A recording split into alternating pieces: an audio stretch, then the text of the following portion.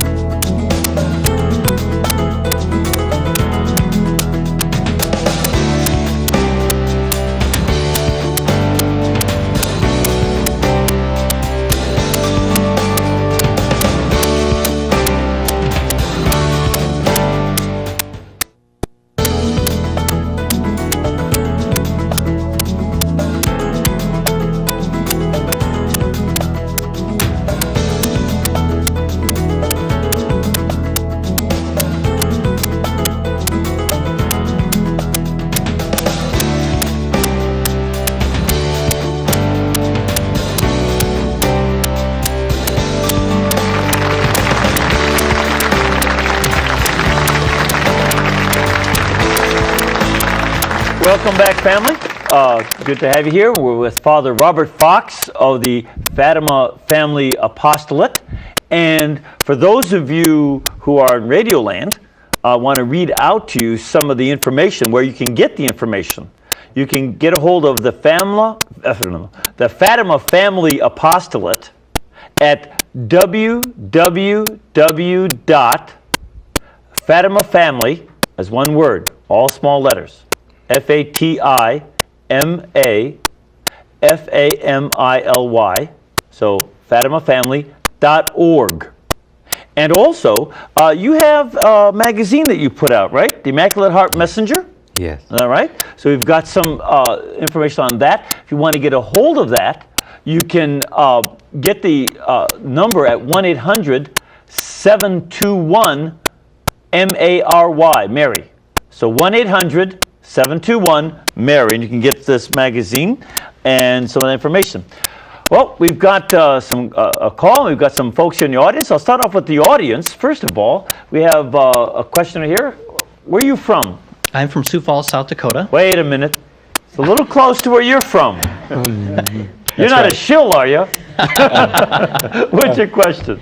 Well, Father Fox, I'm a father of 4 wonderful children, and my wife is a newly converted to the faith early on in our marriage. And you're 28 years old. And I'm 28 years old. 4 children already. That's pretty good, huh? Wait a minute. You know so much about him. I must be a shill. Go ahead. He lays out my magazine. Well, we've been very successful in instructing our children in both their catechism and their scripture study with 2 of your albums, both the Story Time with Father Fox and 32 recorded classes. I'd like you to tell us a little bit about why it's so important to start early with your children in instructing them in the faith to give the family the kind of sanctification that the apostolate would be the ideal level of sanctification that they need. I know of a lady that went to see the priest and said, "Father, my son is 4 years old. When should I start teaching him and forming him in his religion?" And the priest said, "Is a good priest." He said, "You're already 4 years too late." You know, we teach them patty cakes, don't we, very young? If you can do that, you can teach them how to make the sign of the cross.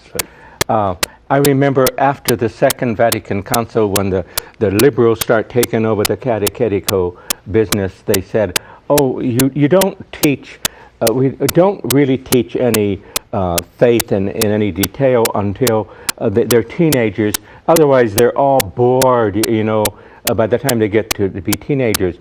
If you don't lay that foundation, if you don't give it to them when they're very young, they're going to be lost to the faith by the time they become teenagers." Yeah. So you got to build a firm foundation, the basics, that got to start very, very young. And there's something about this innocence of the children that they are very, very open to God. And it's not just their innocence, too. One of the things about little kids is their brains are like sponges. Yeah, they can absorb a lot of data, and it's a good time to teach them a lot of data. Yeah. Let's take a call. Hello, we have a call? Hello? Hello, Hi, where are you calling from? I'm calling from Connecticut. Connecticut. What's your question? Well, first I'd like to say hi, Father Pacwa. I love all the work you're doing. Thank you. It's my pleasure to do what I can. God bless you. Thank you. And hello, Father Fox. Hello. You've done wonderful, too. I've been taping all your Reclaiming Your Children for the Faith, and I've read all your books. And to keep my question short is, this is the first apostolate that I've heard of that has included a seniors group. And I've always had a very, very deep devotion to Mary. And I don't think at this point in my life I'll ever get to Fatima. And I'm wondering, how could we develop a group, a small group or whatever, here in Connecticut, in the area where I live? And is there any way that you could help us, or is there some way, is there a certain format as to how we can develop one? It's so important.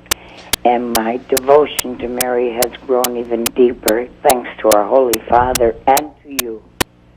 Okay, well, so she's asking, as a senior citizen, to whose ranks you'll be soon climbing. My bishop keeps reminding me of that. Yes. And so, what would you suggest that senior citizens do to start a group of their own? Of the Fatima Family Apostolate, the first thing I would do is get two tuos, the charter of the Fatima Family Apostolate, and read it. They can read it in 2 hours. Okay. And get the Marian Manual, and that will tell them everything what to do. And then you have other senior citizens you must know, and invite them over and have your first meeting. And we have over 100 meditations on the Rosary in here, including the luminous mysteries of the Rosary. Good. And the various Fatima prayers, the various prayers. Nowadays, it seems about even the good families, just about every family has a child that has drifted from the faith. And they can pray and share. And a lot of times, senior citizens feel so lonely because they think it is their fault. And they're living with a lot of guilt. And they would find comfort in one another and be able to share. And you get the magazine. We didn't mention that yet, did we? Yeah, we did. We mentioned the... Oh, yeah, you mentioned that. Yeah, you bet. And this is our means of communication. This is also printed in the Philippines as well as in the States. Hundreds of these go to Australia. The Fatima Family Apostolate, Mary's White League, is all organized in Poland, where your ancestors came from. And there is a priest in Poland who started it there. He's had me over 3 times. I'm going over a 4th time soon. And he is a friend of the Pope. And he goes to see the Pope about 3 times a year and tells him about the Fatima Family Apostolate. Fantastic. But with this lady, get the Marian Manual, get the charter, order the magazine, and you will know what to do. And you can go to that website or call that number to do so. Yeah, if she has a website, pretty good if you're a senior citizen. I learned it when I got older. Yeah, sure. We have another question here from the studio audience. Hello? Hello. Where are you from? I'm from the St. Paul, Minneapolis Diocese. All right. And what's your question? Okay, it's sort of a 2-part question. I'm from a large parish, and we'd like to actively go out and try to find those people who would be interested in small groups. And what would be the best method to let people know that we'd like to start small groups? And the second part of that question is, do you mix those groups up with those people that maybe aren't as active in their faith, with those that are? And also maybe some have larger families, some have smaller families. What sort of a mix is the best mix for a small family group? All right, so a couple questions. How do they get this going, and what's the best mix? It's going to depend upon your pastor if he will cooperate to put an announcement in the parish bulletin. But I have found the most effective way is a one-on-one, a personal contact, to get people who know you, you know them, and get it started. And everybody has friends. And you know, when a group gets going, and if another group, say you can start with 5 families, you could even start with just 2 or 3 families, couples. But if it gets too large, getting up to 9 or 10 families, you better split and form 2 groups.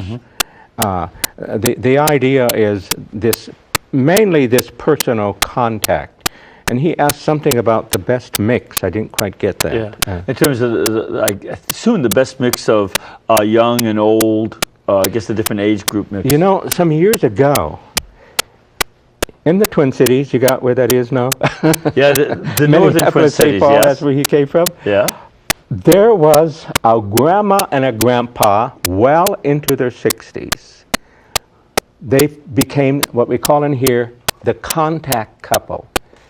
They were meeting with young married couples married anywhere from 1 year to 10, who never learned the basics of the faith. They had the faith, but they never, and they knew the faith. They were the contact couples, and they invited me to the Twin Cities one time to meet with them. They practically adored this older couple that was teaching them things about the faith whenever they met in a Fatima family group that they had never been taught when they were children growing up. Well, I think also another part of the question was, what about people who are deep in the faith versus people who are new in the faith, neophytes? Is there any kind of a mix there as well? Not just age, but in terms of being longtime Catholic or new Catholic? Well, those who are deeper in the faith, they ought to be, you know, a spirit of evangelization.